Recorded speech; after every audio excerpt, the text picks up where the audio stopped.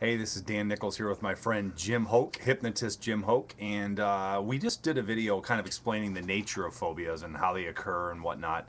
And it's interesting because, as I shared, I had a rat phobia, and Jim cured me of it. Again, like I said, it's not like I want to go hang out with a bunch of rats, but it certainly has completely helped me with that. And I was sharing with a guy that I know that I work with from time to time, and he was saying that I was sharing my rat phobia that I had, and he said, "Wow." He goes, "Really?" I said, "Yeah." He said, "I got a couple." And then he went on to share with me that he's got a phobia of the biggest one being bridges. And Jim said, "Oh man, he knows all about the bridge or the height phobia or however that Yeah. works." So Jim's gonna. Yeah, the bridge We're phobia. doing these viral videos to help Jim with his website and the fact that he does classes. I've taken hypnosis classes from Jim. He's trained a lot of big names in the business, and we're out of Michigan here. But I'm just trying to get him to up his marketing here on YouTube. So The phobia thing has to do with, again, an accidental defense mechanism that comes from any point in time that makes no sense to the person who has it. So, for example, a phobia of bridges doesn't make a lot of sense to the people who have it. Doesn't matter. If you've ever been in a car with somebody afraid of going over bridges, they won't go. They go nuts. You have to drop them off on one side, pick them up on the way back, because they won't go over the bridge. Now, your intelligence is thinking, oh, yeah, sure, it's going to fall when you're on it. You're that important. Intellectualizing a phobia doesn't help at all. Doesn't do any good. Okay? So the fear of the bridges has to do with fear of loss of control, much like fear of flying. A lot of that has to do with the fear of loss of control. Someone else is in charge of my life. Okay? And that comes from something in the past, of course. An interesting fear, if you remember DeLorean from General Motors fame, the DeLorean car, he was married to a very, very nice lady, an Italian Catholic lady. Nice lady. She used to be one of the co-hosts for Good Morning Los Angeles. I used to do that show a lot, and she had a co-host named Steve, who was a jerk. Still is, but that's my opinion, and many people agree. But nonetheless, he wanted to be the center of attention. She was the nice lady that everybody liked, all right? And I would do that show, and when he wanted to take over control of the show, he would take paper and he would simply fold it. He would take a piece of paper, he'd be sitting there, and he would fold it like this. She'd get up and walk off, and I'd be talking to him, what the heck happened, you know? So I asked her after one show, and she said, I don't know what it is, but whenever there's paper folded in the room, I have to get up and leave. I get terrified. I said, oh, really? Well, this didn't take a mental giant to figure out. Nice Italian Catholic girl.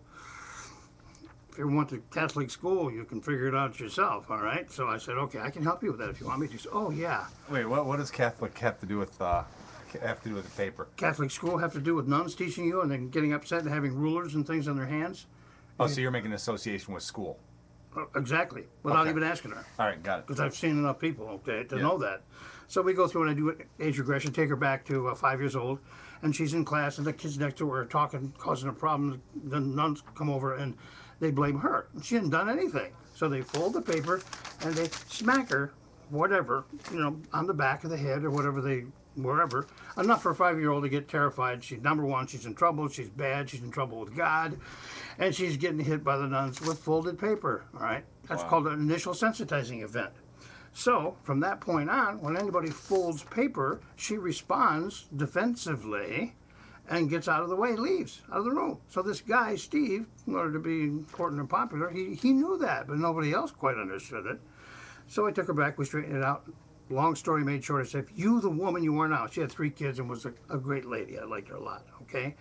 If somebody hit your kids with a piece of paper and you were in the room, what would you do? She said, are you kidding me? She, Italian angry. Cool. I said, so had you been there when that little girl was being hit with the folded paper by the nuns, you would have stopped that. It wouldn't have happened, would it? She said, well, no. I said, well, you can be there now then. You, the adult, can go back in time and say you don't have to be afraid anymore. Anybody folds paper, they're not going to hurt us because I'll protect you. That's a long story made short of how you defuse phobias and bring them forward in time. So I wake her up, we go back, we go out and do the show that day. And Steve doesn't know anything about this. But he says to me, well, let's see if this stuff really works. He's trying to make me look bad. Well, good luck when you try that, okay? So we sit there and he says, she has a phobia about paper. Whenever somebody folds paper, she just goes bananas. making her sound like an idiot, you know. I said, okay. I said, we already fixed that, Steve. I did that backstage before we came out. He said, oh, really?